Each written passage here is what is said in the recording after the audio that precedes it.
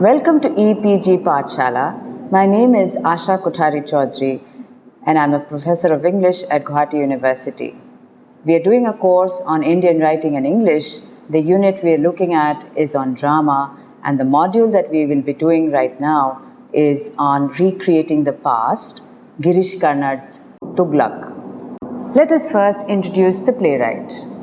He is a very well-known man in terms of visibility in films, in the theatre scene of India, and in terms of publishing. He is born in 1938 in Maharashtra, and Karnad is one of the leading playwrights of contemporary India. He writes mainly in his own adopted language of Kannada.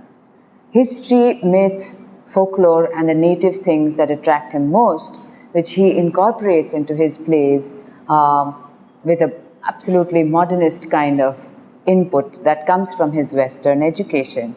Karnad has also worked as a director, an actor, and a screenwriter for many Kannada movies such as Kadu, Kunnuru, Hegadithi, Samskara, Vamshavriksha, and so on.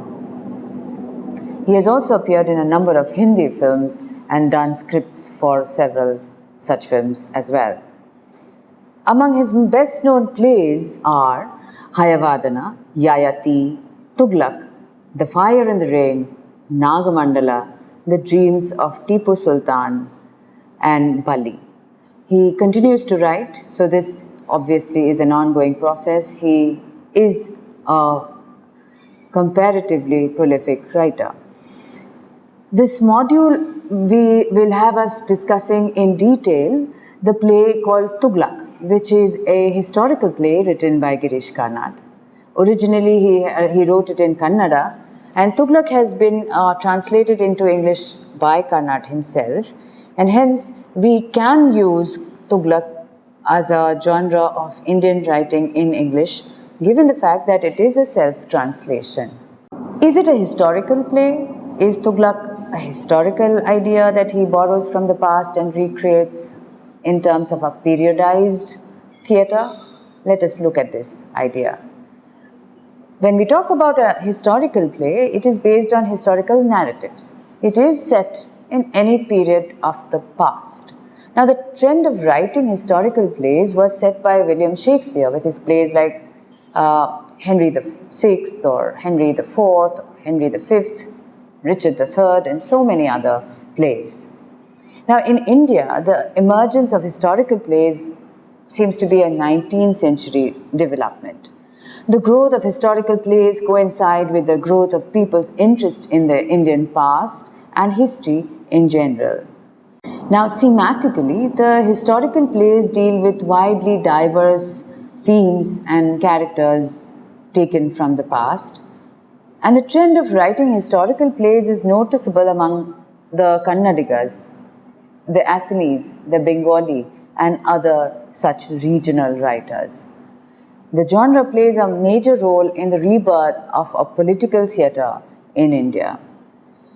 Girish Chandra Ghosh, often referred to as the father of Bengali theatre, wrote Siraj-ud-Dawla in 1905, then he wrote Chhatrapati in 1908, and Mir Qasim came sometime in 1906, all of which were inspired by the Bengal partition and the movement that came by at that particular point of history in India. So when we think of Girish Karnad as a historical playwright, what are we referring to? Girish Karnad makes a serious attempt to write plays on many historical themes. Some of these plays are Tughlaq and the Dreams of Tipu Sultan. Tughlaq is Girish Karnad's second play after Yayati.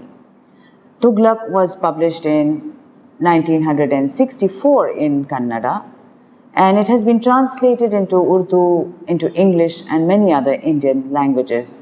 It has also been performed profusely across the country. It refers, of course, to the historical figure of Muhammad bin Tughlaq, who was one of the Mughal emperors who ruled India around the 14th century. He was the eldest son of Ghiyasuddin Tughlaq, and ruled for 26 years in India from 1325 to 1351. He was popularly known as a man of ideas. Now, Tughlaq was one of the most brilliant kings to come into the throne of Delhi. However, despite his great and innovative ideas, his reign is marked by what we generally know as great failures. In the history of the creation of Tughlaq and the history of the idea of creating the play Tughlaq by Karnad, we find that there is a very interesting kind of criticism by Kirtinath Koti on Kannada drama that no Kannada writer has made the effort to take up the historical event and therefore explore the new layers of truth that may arise out of them. Karnad found it a point to be contemplated and started reading Indian history extensively and chose to explore the reign of Muhammad bin Tughlaq in his play. So what are the sources for Tughlaq, the play that Karnad wrote? What are the historical documents that he might have accessed in the writing of this particular play? Among many other sources, we find that Tariq-e-Firoz Shahi, a historical chronicle written by Ziauddin Barani, who spent almost 17 years at Tughlaq's court and finally died of self-imposed poverty, is actually the main source behind the play that Karnad writes. In the light of history, what exactly is Tughlaq? Let us try to summarize that. Tughlaq is based, one, on the life and story of Muhammad bin Tughlaq, who is the most controversial ruler of the Delhi Sultanate. Tughlaq is defined as a historical play because the chief protagonist is a character taken from history, and the play documents a series of past events that took place during the reign of Tughlaq. Tughlaq can also be considered to be a political play as it represents the reign of a king and his various moves to unify the Hindus and the Muslims and establish a just kingdom in Delhi. The play mainly focuses on Tughlaq's two major decisions that had brought about his downfall. And these decisions are: one, to shift the capital from Delhi to Daulatabad, as he thinks that Delhi is too near the border and easily feasible for the invaders to attack, whereas Daulatabad is situated in the heart of the country. The second reason that seems to have been usually associated with his downfall is that Tughlaq's second major decision is to introduce copper currency in the place of silver currency, because he notices that silver coins are becoming extremely limited in stock. The play also represents a psychological dilemma faced by the king, Tughlaq. He goes through deep mental setbacks one after the other after he finds that he has been responsible for a number of murders. Tughlaq also attempts to reread the character of this king and his reign and deals with a series of events that occurs during this period. Not only does Tughlaq contain a historical account of the reign of Tughlaq, but it also represents the very process of history making and the importance of history itself as a genre of narrative. Tughlaq offers a new direction to the past as seen in the present. The contemporary relevance of the play Tughlaq is immense, and it resembles a particular period in post-colonial India, the Nehruvian era. Let us now consider the character of Tughlaq. Tughlaq is the dominant character, and his character is fraught with a number of ambiguities. He is what he chooses to be, and he is self-confident enough, which we find absolutely present because of the truthfulness of his choice and the decisions that he makes. His choices are guided by best intentions, but his decisions, his ideas, or his policies are continuously rebelled against and resisted by citizens who compel him to take a very harsh step, a number of harsh steps, in fact, against his own citizens. The play enables the reader to question and subvert the dominant construction of Tughlaq's image as an intelligent but incapable ruler of the Delhi Sultanate by bringing out the positive aspects of his character and his best intentions. Now, Tughlaq represents also the creative side of the character of Muhammad bin Tughlaq. The so-called mad king is a poet, a philosopher, and a great lover of history. His introspective nature comes to light when he questions his very identity as a king by raising a number of philosophical questions before himself.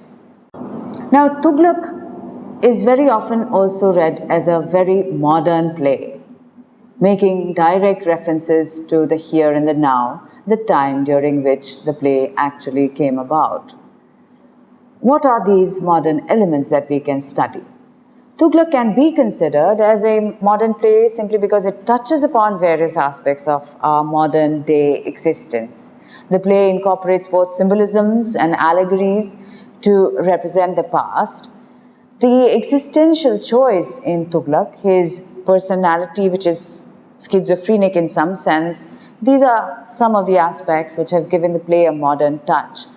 The two characters, Barani and Najib, represent the two selves that Tughlaq carries with him, that of a historian and a hardcore politician. The play also emphasizes on the outcome of the choices that Tughlaq will make. He makes all his choices and decisions with full knowledge and awareness, but it is the same choice or decision that is going to be responsible for his downfall. But he is a person who stands firm in his decisions despite his horrible outcomes that come about because of these decisions. But the citizens and his fellow men can hardly understand this far-sightedness and will obviously oppose him.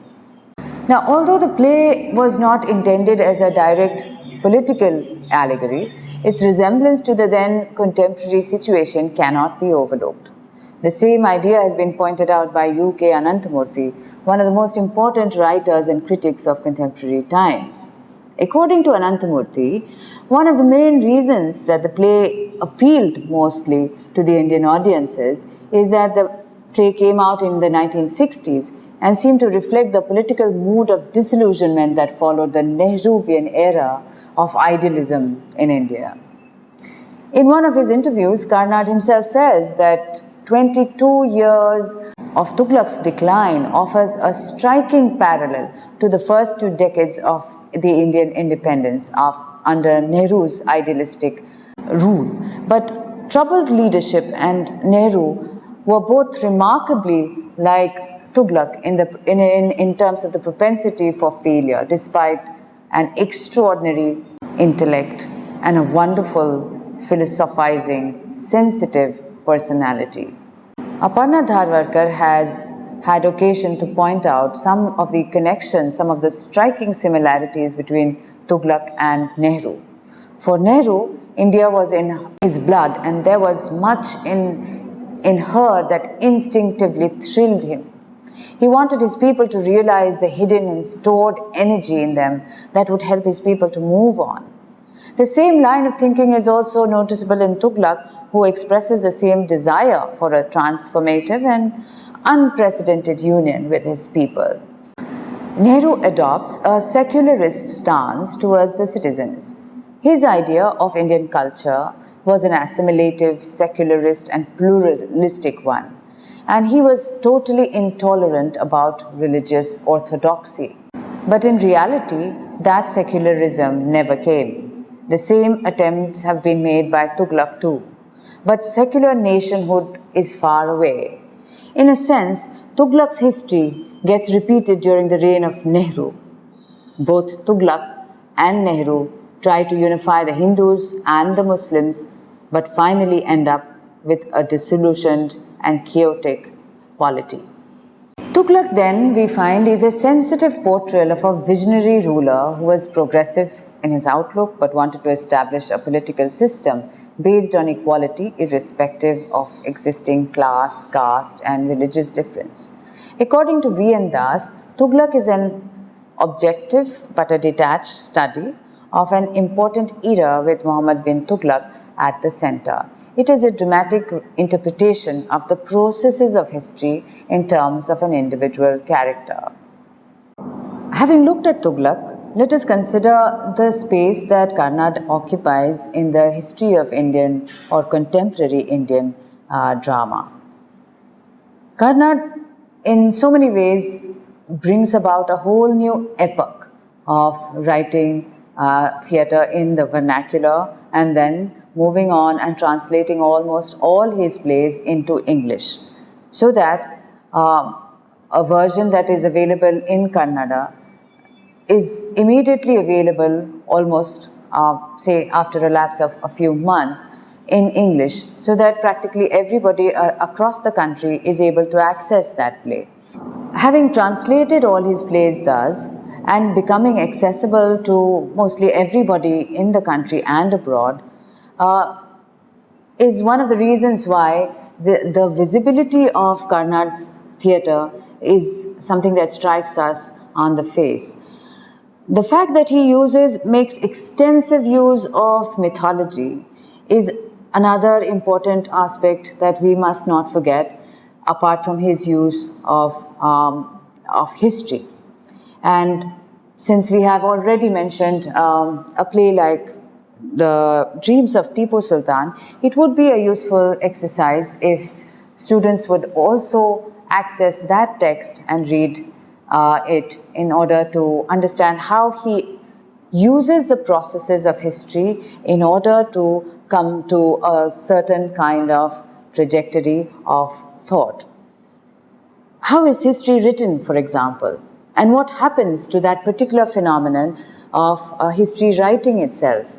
In The Dreams of Tipu Sultan, for example, he brings forward this very interesting dialogue between two modes of historical thinking, the Western one and the Indian one.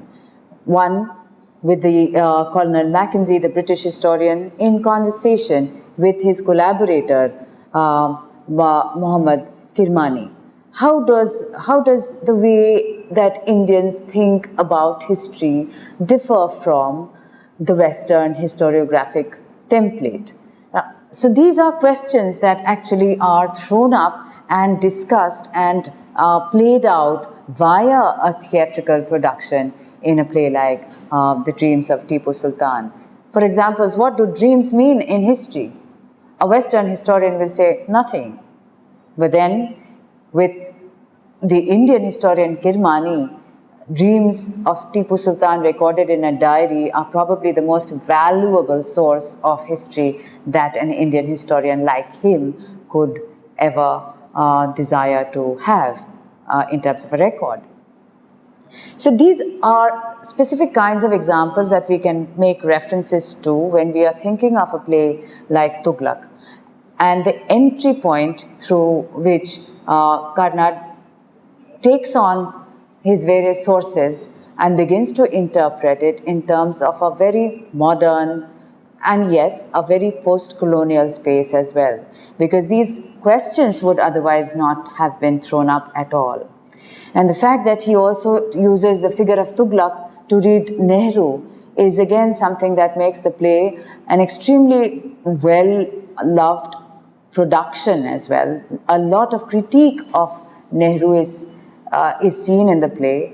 The ideas that he sprouts in the idealisms, the secularism, the vision that Nehru seems to have, which largely remains something that will remain a vision and has not come into fruition, is so strikingly similar to the Mad King Tughlaq's that the allegory is actually not really far-fetched. In this module then, we have close read the text by Girish Karnad, Tughlaq. It is a play, a historical play, and there are some specific kinds of questions that can be thrown up in regard to this reading of this play. The first question, of course, is that of history and the processes of history that Karnad has applied and used and read and analyzed. He has also taken on a certain amount of allegorization. That is something that we need to keep in mind. Also, the act of writing and recording history, especially with the role of Barani in Tughlaq, the narration of history itself, and so on. Many of these issues will help the students to tackle some of the core issues that Karnad has thrown up in this play. Thank you.